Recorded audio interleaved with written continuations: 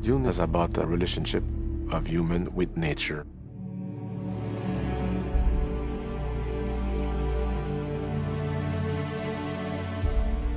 It is important for me to bring that nature to the screen, that the audience will believe it if they feel that the elements, that the light, that there's something that feels real, that feels tactile. Action! We shot in Abu Dhabi, and we spent much more time in the desert for part 2. We shot again in Abu Dhabi in different locations. It was very important for me because I didn't want the audience to feel déjà vu.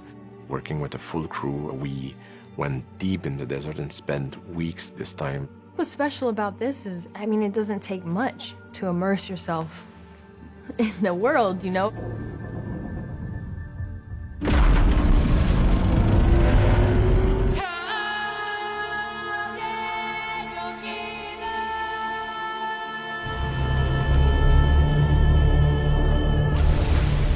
On part 1, we spent 5 days in Abu Dhabi. This time we spent an entire month. We had a network of 18 miles of road leading us to different locations where we had tents, catering, construction cranes and telehandlers and everything. It was a huge endeavor, but it was spectacular. We've also built a village in the desert. I've never done that before in a movie. We've called it McGregor Village. It's holding 150 of our crew. It's fantastic to be here. Literally, you turn left out of the hotel and you're straight into the sand dunes. Abu Dhabi is so stunning in itself because it has the rolling landscape.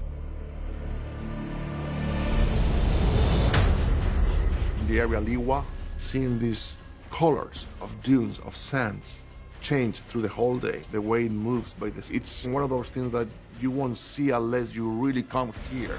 Action!